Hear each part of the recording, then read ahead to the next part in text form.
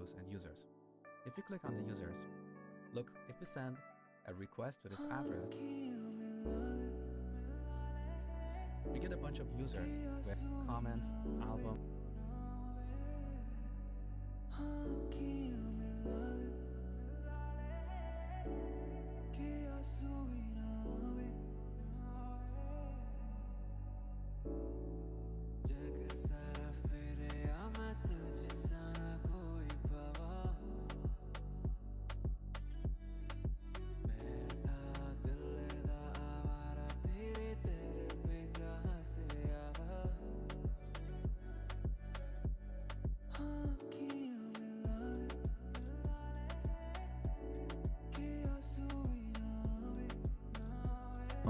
Photos, to-dos, and users. If you click on the users, look, if we send a request to this address, we get a bunch of users where each user object has properties like ID, name, username, and so on. Now, to send a request to the server, we can use the fetch function that is implemented in all modern browsers, but a lot of people, including myself, prefer to use a library called Axios. So here in the terminal, let's install Axios version 1.3.4.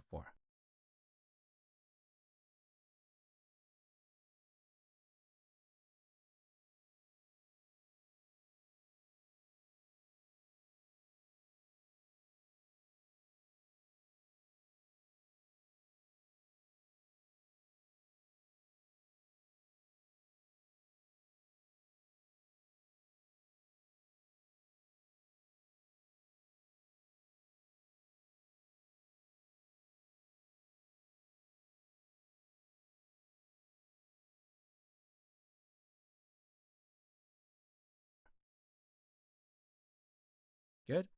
Now, here in the app component, we're going to fetch the list of users from JSON placeholder. So on the top, first we import Axios from Axios.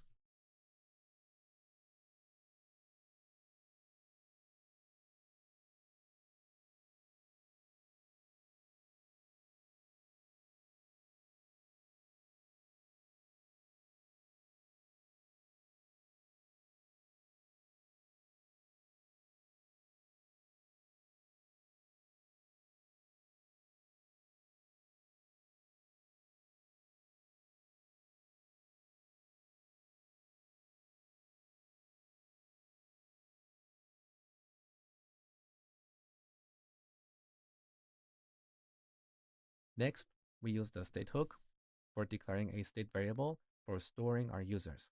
I'm going to initialize this to an empty array and call it users.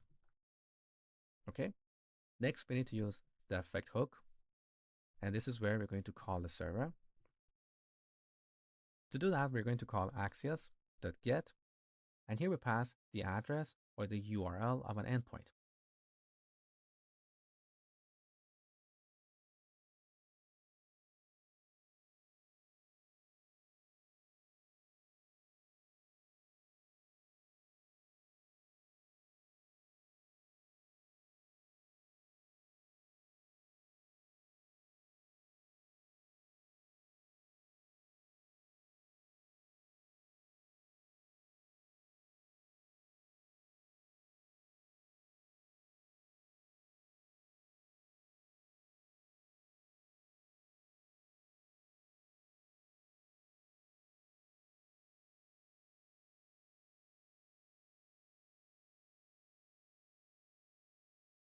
So back to JSON placeholder, we're going to grab this URL and paste it here in quotes.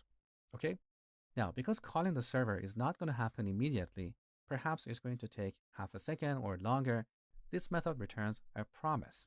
A promise is an object that holds the eventual result or failure of an asynchronous operation. Asynchronous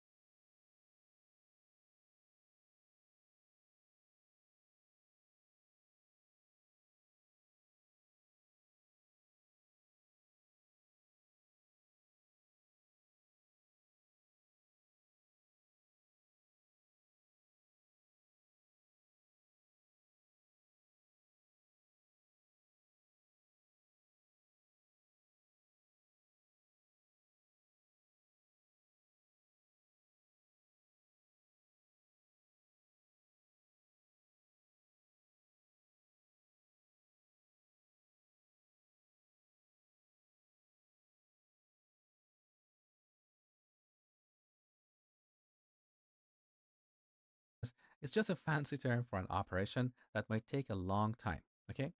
So this method returns a promise. Now, all promises have a method called then.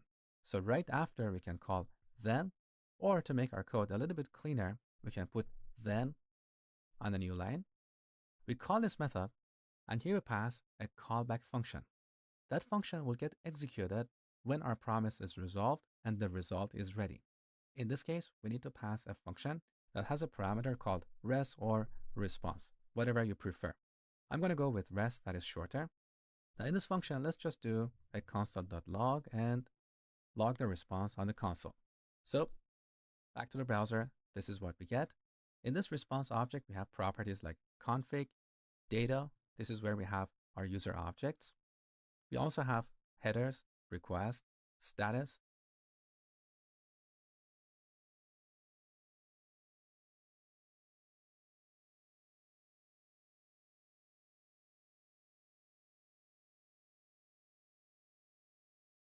That is set to 200, which means successful. We also have status text. So now if we log res.data, we should see our user objects. But there's a tiny problem here. What if you want to print the name of the first user? If we access the first element in this array and then try to access the name property, look, we don't have auto completion. This is where we can use TypeScript to add auto completion and type safety to our code, so we don't access invalid properties. So up here, we use an interface to define the shape of our user objects. Now, as you see, each user object has properties like ID, name, username, and so on. Let's say we're only interested in the first two properties. So here we say each user has an ID, that is a number, and a name, that is a string. We don't have to type out all those user properties here if you are not going to use them, okay? Now that we have this interface, when calling the get method, here in angle brackets, we specify the type of data we're going to fetch, that is user array. And with that, when we type a period here, we get auto completion. So we can print the name of the first user, okay? Now, instead of doing console.log, we're going to call setUsers and pass res.data. Now here we have a compilation error because we initialized the user's constant with an empty array, so the TypeScript compiler doesn't know the type of objects we're going to store here. Are we going to store numbers, strings, objects, or what? So once again, we need to type angle brackets and specify the type of this array, that is user array. Now the error goes away. Now, because we have set the state here, we have to add an empty array as the dependency to this effect. This is very important. Always remember to add this, because otherwise, as you saw earlier, you'll end up in an infinite loop and you will constantly hit the server sending hundreds or thousands of requests. Now the final step. Now that we have the users, let's render them here. So we're going to render a URL.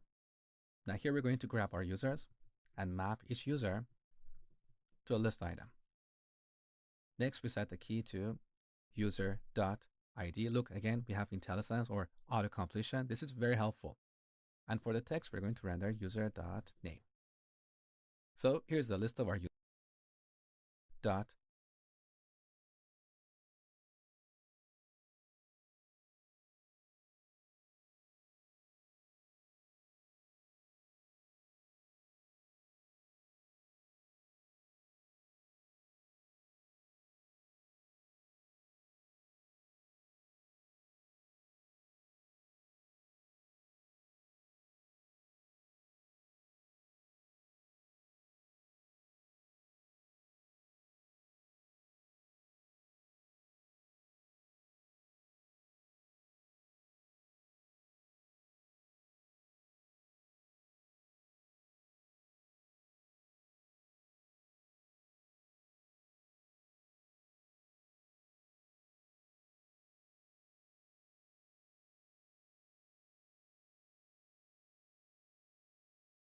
ID. Look, again, we have IntelliSense or auto completion. This is very helpful. And for the text, we're going to render user.name. So here's the list of our users. Beautiful.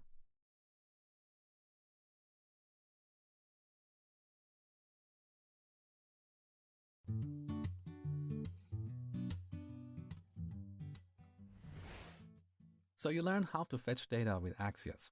Now, as a front-end developer, it's important that you understand what happens under the hood when you call the get method. And that's what we're going to talk about in this lesson. So when we call the get method, Axios sends an HTTP request to the server. HTTP is short for Hypertext Transfer Protocol. I know, it's a mouthful, but basically it's a protocol for transferring data over the internet. It's the same protocol that powers the web. So when we visit a website, our browser sends an HTTP request to the website server asking for some content. The server then responds with an HTTP response, which contains some HTML, CSS, and other resources needed to display the website in our browser. Now let's see an HTTP request in action. So back to the browser. Here in DevTools, let's go to the Network tab. So here we have a bunch of requests. Some of them are for JavaScript files. We are not interested in all of them. We're only interested in the requests sent by Axios. So let's filter by fetch/XHR, which is short for XML HTTP request. So here we have two requests to the user's endpoint. And once again, the reason we have two requests is because of the strict mode. Now let me take this window out so you can see things clearly. All right, so here we have a request to the user's endpoint. The status of the request is 200, which means successful. The size of this request is 600 bytes. And on my machine, this request took 64 milliseconds to complete. Now if you click on this request, we can see more details.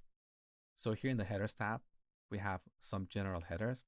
So in HTTP, every request and every response has two sections. The headers, where we specify metadata, and the body, where we supply or get the data. So here in the headers tab, we have some general headers like request URL. This is our endpoint. We have the request method, which is set to get, that is used for fetching data. Later in this section, we'll work with other request methods for creating, updating, and deleting data. Once again, we see the status code, which is 200. We have remote address, which is set to the IP address of the target web server. We also have response headers. These are the headers included in the response. For the most part, you don't have to worry about them. Now let's look at some of the request headers. Here we have a bunch of headers. Again, for the most part, you don't have to worry about them. When needed, we'll come back and talk about specific headers. Now on the preview tab, we can see the data returned from the server properly formatted. So these are our user objects. In the response tab, we see the body of the response sent from the server in plain text. So here we have an array of JavaScript objects. So this was an HTTP request in action.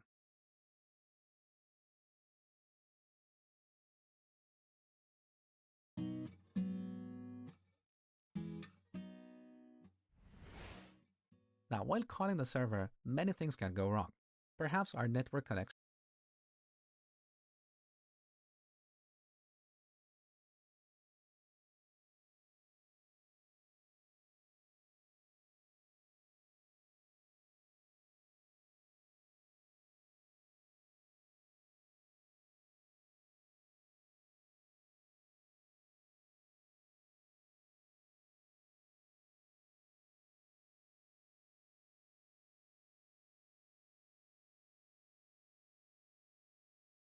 is going to drop out, or the server is going to go offline and so on.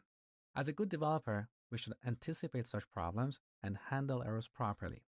In JavaScript, all promises have a method called catch that we can use for catching errors. So right after we call then, we call the catch method. Now it's nicer to put this on a new line.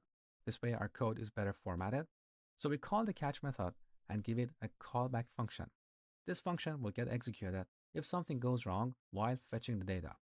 Now this function should take an error object. And for now, let's just log the error on the console. Now to simulate an error, I'm going to put an X here. So we have an invalid endpoint. Now back to the browser. Look, we got an Axios error object. And in this object, we have properties like code, which is set to bad request, as well as config, message, name, request, and response. So now let's take this application to the next level. And instead of showing a blank screen, let's show an error message. First, we need to use the state hook to declare a state variable for our error. I'm going to initialize this to an empty string and call it error. Okay. Next, instead of logging the error on the console, we call setError and pass error.message. And finally, right above our UL, we render a paragraph with the class of text-danger. Here we render the error.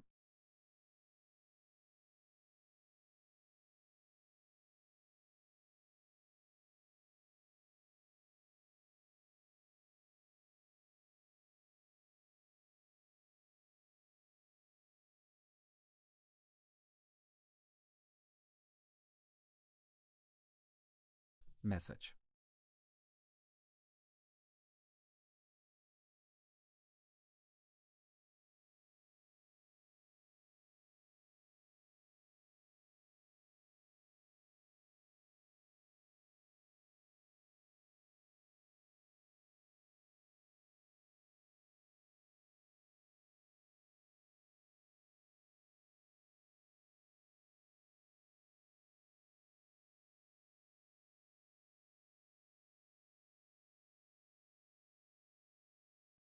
And finally, right above our UL, we render a paragraph with the class of text-danger. Here we render the error. Now, because we have multiple elements, we should wrap them inside a fragment. Good. Now, we want to render the paragraph dynamically only if we have an error. So error end.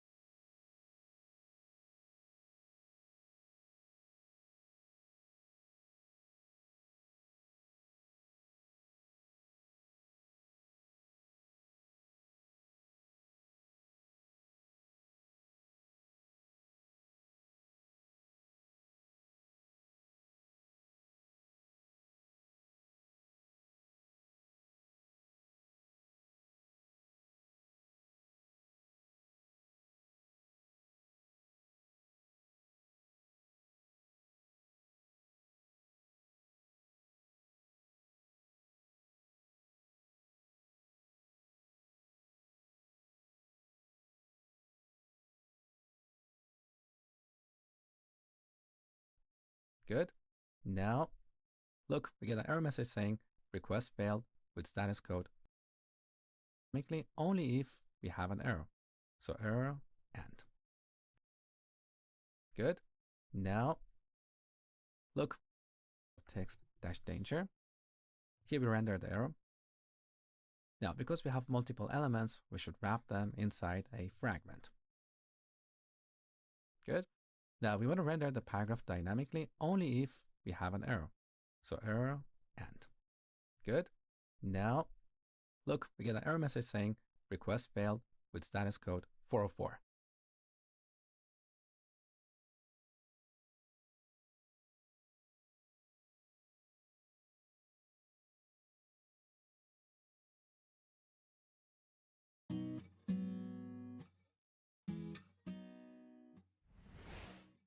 Now, while calling the server, many things can go wrong. Error. Okay. Next, instead of logging the error on the console, we call setError and pass.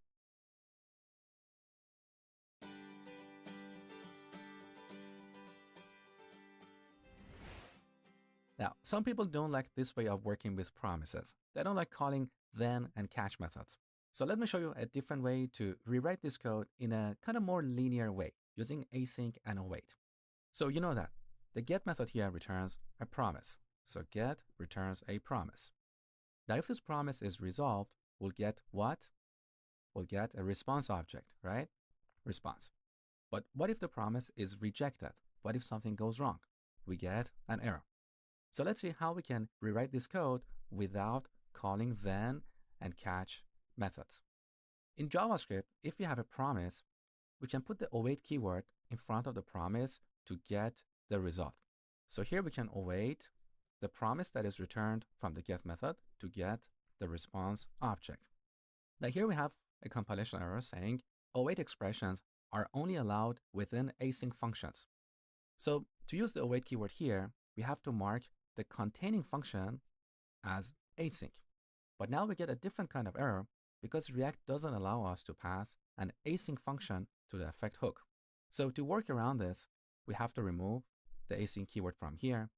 Instead, we're going to define an async function inside this function, inside this effect. So we can call that function fetch users. This is going to be a function. Now we mark this as async, and then we move this line up here inside this function. So we await the promise, we get a response, and then we call set users and pass response.data. So here we call set users and pass response.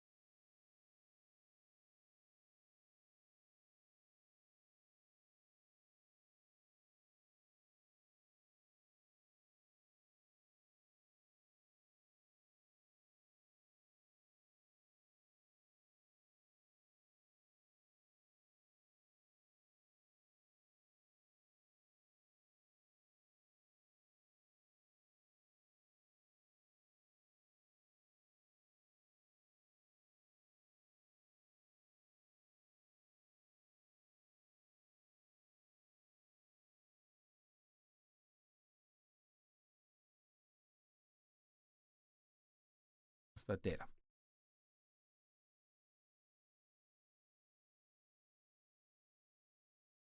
So we have defined this function inside our effect. This line up here inside this function. So we await the promise, we get a response, and then we call set users and pass response.data. So here we call set users and pass response.data. So we have defined this function inside our effect. Now, right after, we call it fetch users.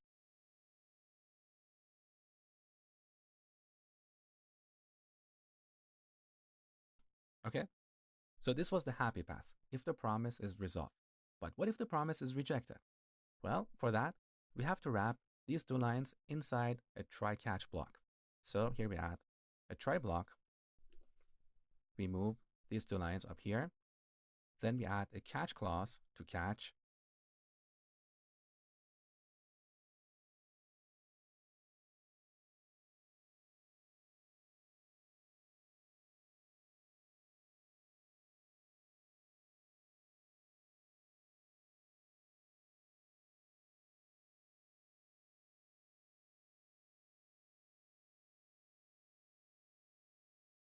the error.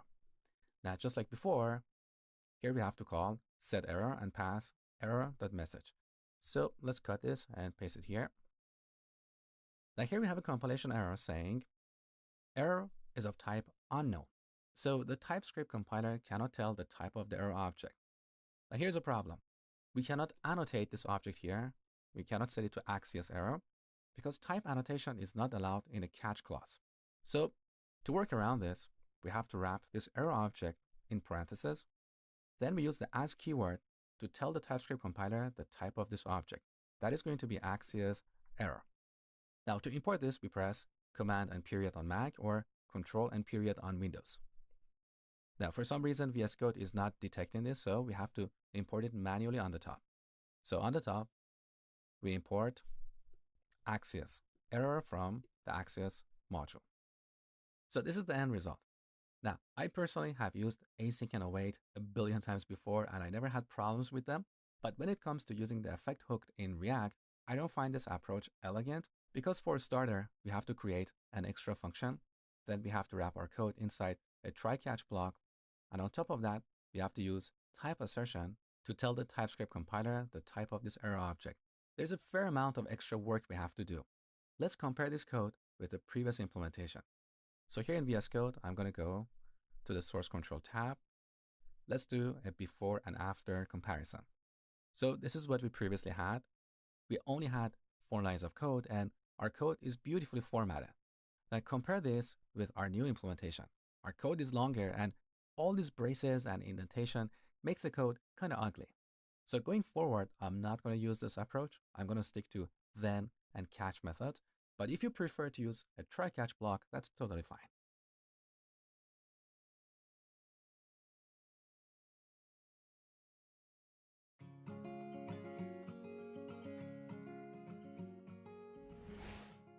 Earlier, we talked about effect cleanup. I told you that sometimes we need to return a cleanup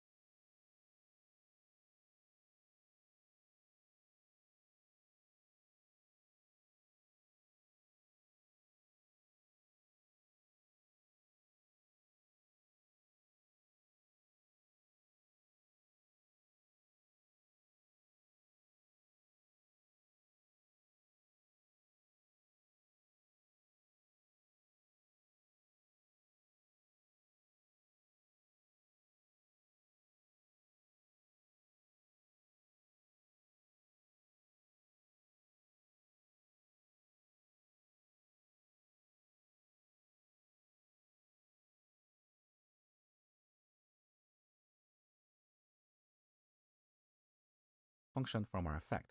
In this example, we are sending an HTTP request to the server to fetch the users. Now, what if the user navigates away from this page? We don't want to wait for the server to return the data and then render it here. So as a best practice, when we fetch data in an effect, we should also provide a cleanup function for canceling the fetch request in case the data is no longer needed. To do that, here we create an object called controller and set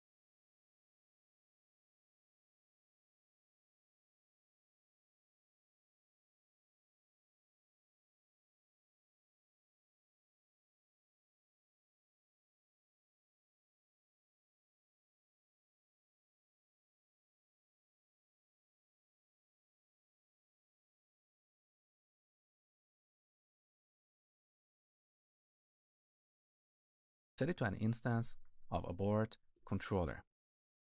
This is a built-in class in modern browsers that allows us to cancel or abort asynchronous operations like fetch requests, DOM manipulations, or any operation that might take a long time to complete.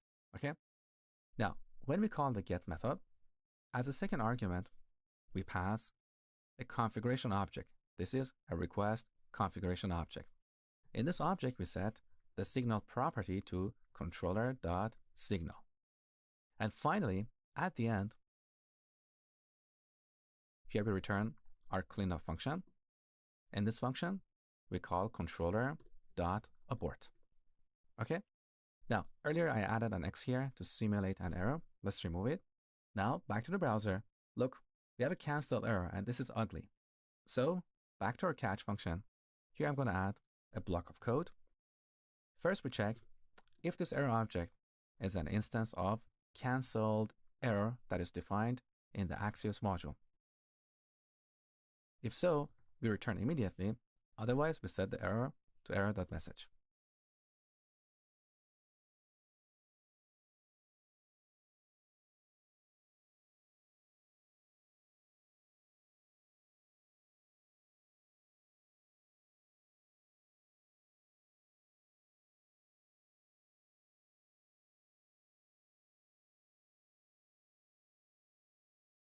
With that, if you refresh, the error goes away. Beautiful.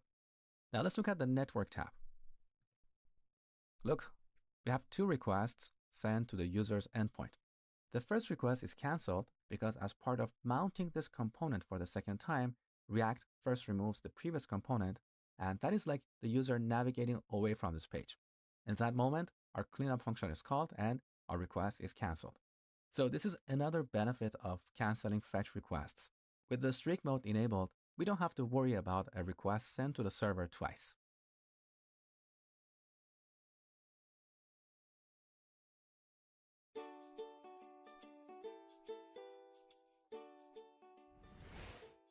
All right, now let's see how we can show a loading indicator while we are fetching the data.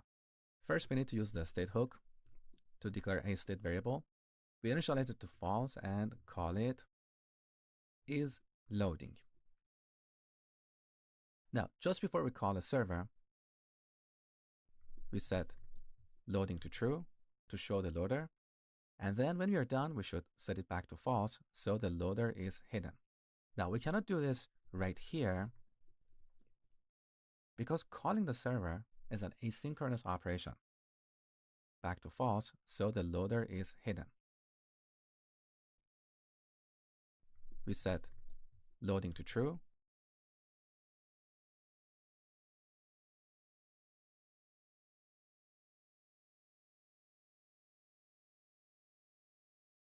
To show the loader.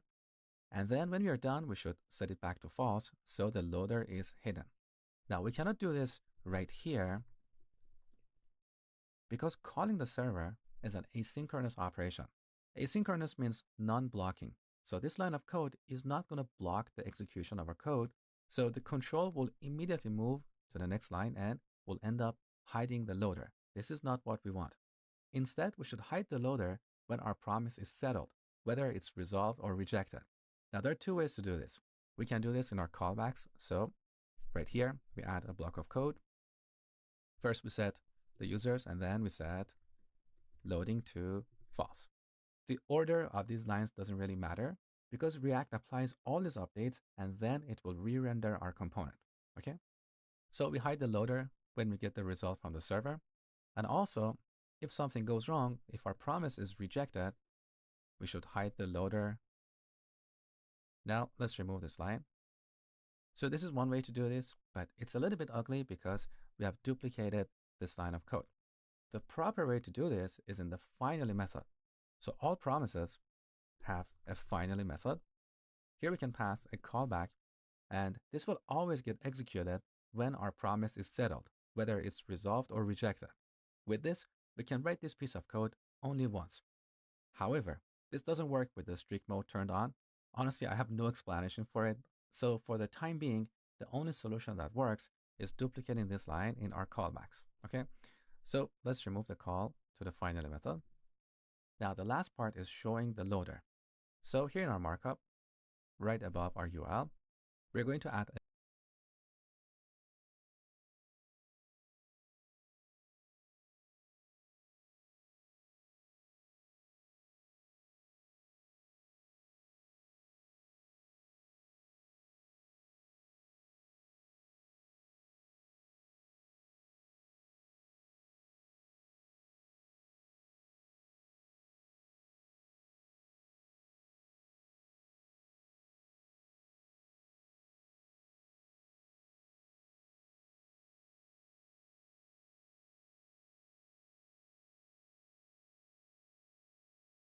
a div with a class of spinner to the finally method. Now the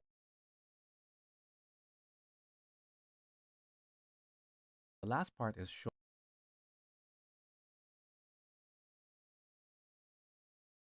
showing the loader.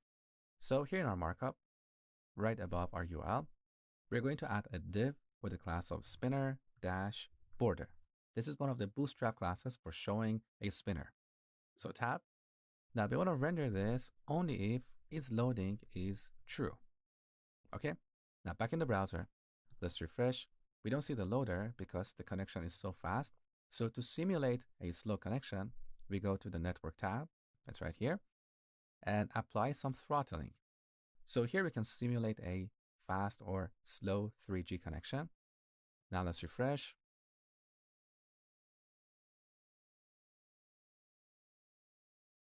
All right, initially we see the loader, and when the data is ready, the loader disappears.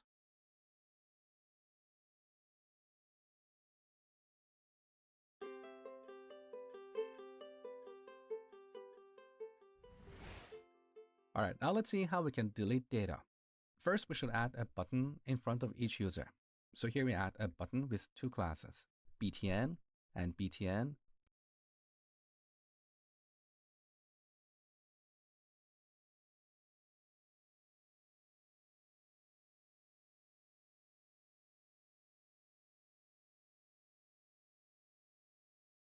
-outline -danger. Delete. Now look what happens when I save the changes. So save. Look, we get this extra piece of code to add a white space. Now look what happens when I save the changes. So save.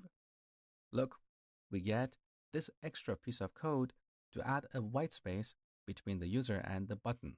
This is necessary because when JSX is compiled, it removes all white spaces between adjacent elements like the user and the button.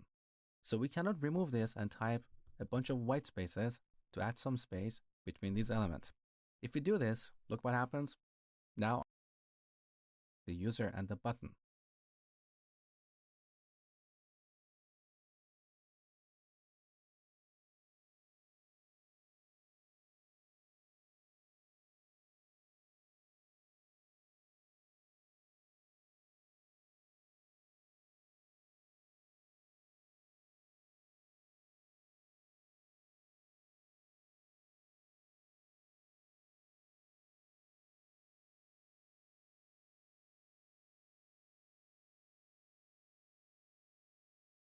So we cannot remove this and type a bunch of white spaces to add some space between these elements.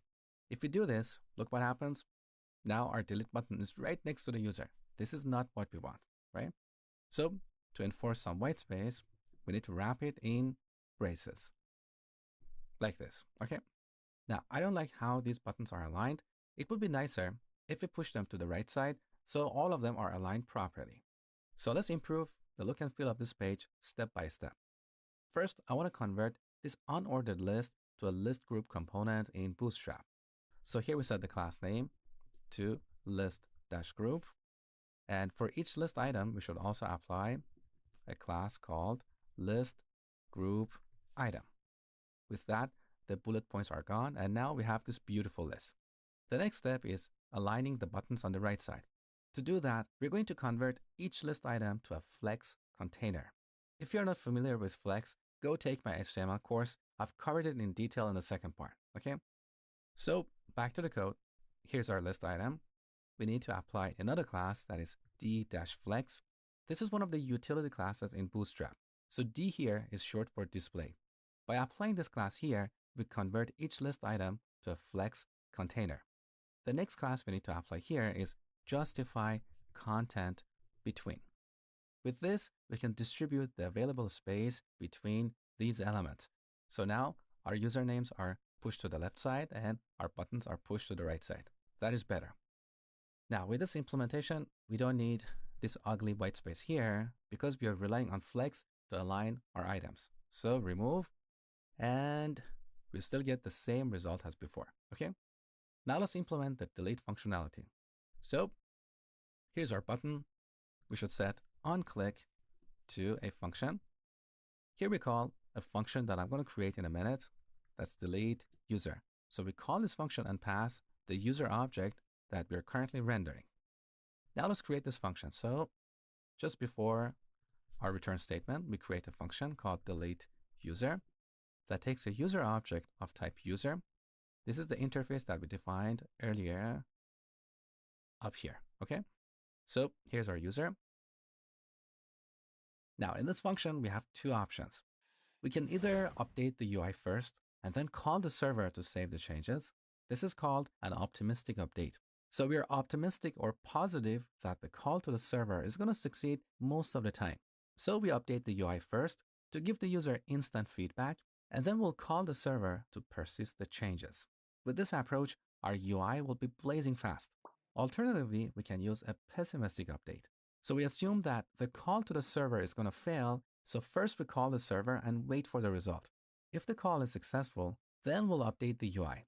With this approach, our UI is going to feel a little bit slow. So when possible, I prefer to use an optimistic update. So back to the code. Here we should update the UI first. So we call setUsers and pass all the user objects except the given user. So we call users.filter and get all the users except the one with the given ID. Okay, let's test our implementation up to this point. So back to the browser, delete, beautiful. So we are updating the UI instantly. Now we should call the server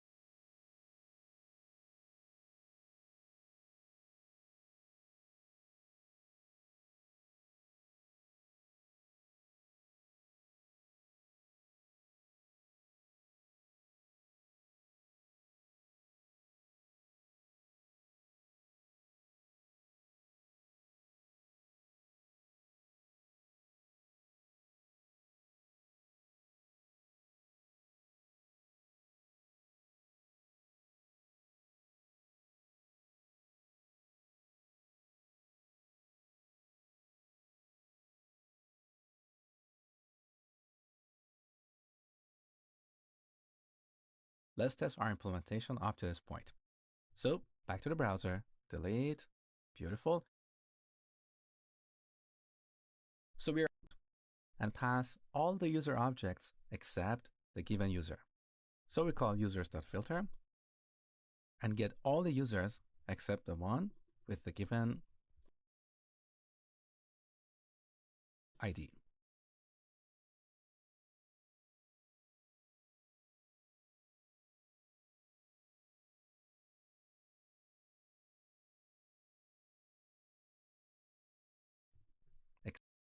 Use an optimistic result.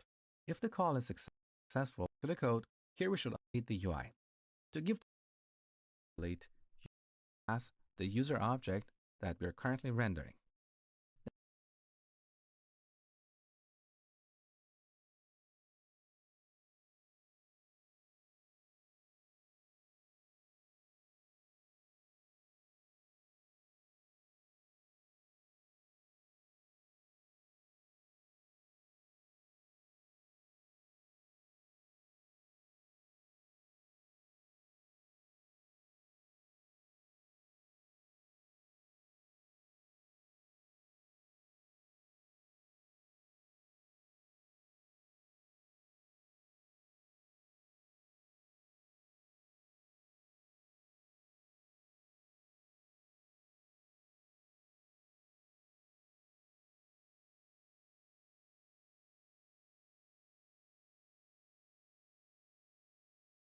Now let's create. We don't need this ugly white space here because we are relying on. So here's our button. We should set onClick to a function. Here we call a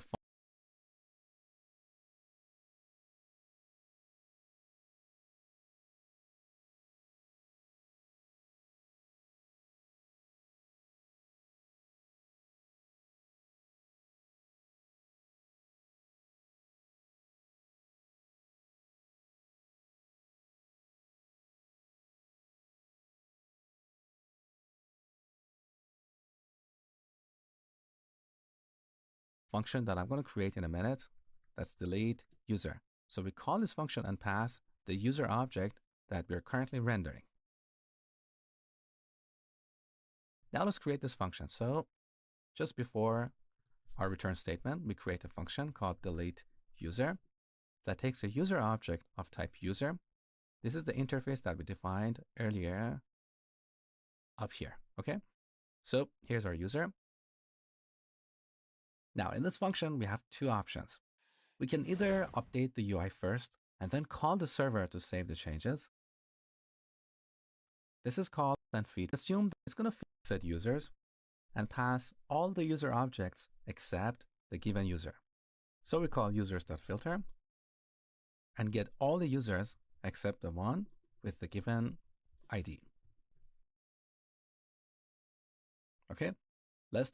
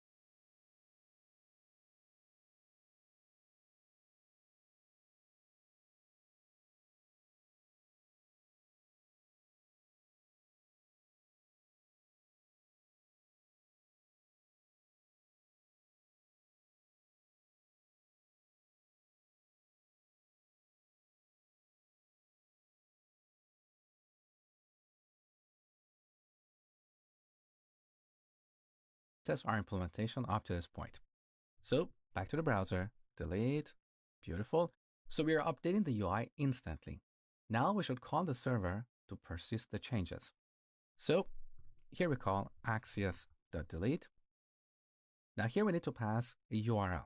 So back to JSON placeholder our implementation up to this point.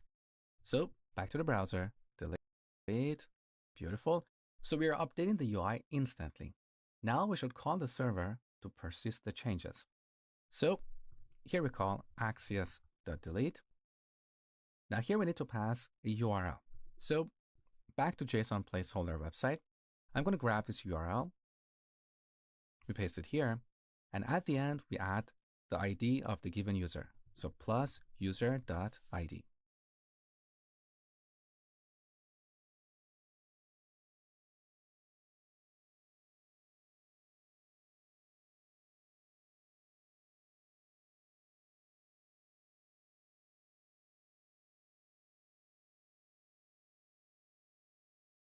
Now, just like before, this returns a promise, but in this case, there is nothing we want to do after the promise is resolved. So we don't want to call then. Instead, we just want to call the catch method to catch potential errors. So we catch an error. Now here we should set error to error.message. And also, we should restore the UI back to the original state. So up here, we declare a constant.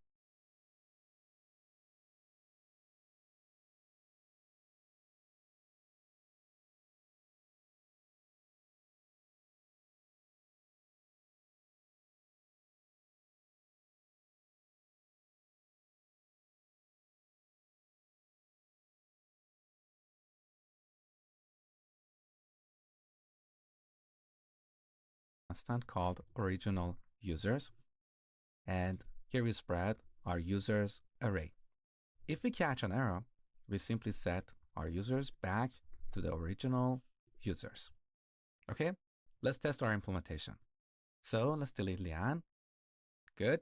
Now here in the network tab, users back to the original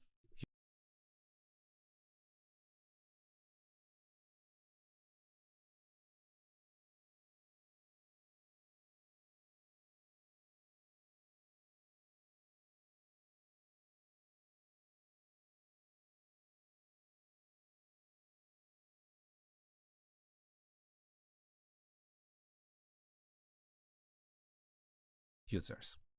Okay, let's test our implementation. So let's delete Lian. Good. Now here in the network tab, we have a request to the user's endpoint. Beautiful. Now to simulate a server error, I'm going to add an X in the URL. Now let's try deleting Lian one more time. Delete.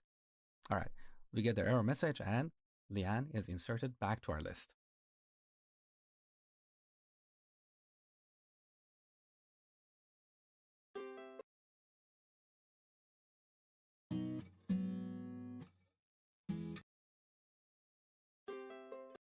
Catch an error, we simply set our users. Try deleting Lian one more time. Delete.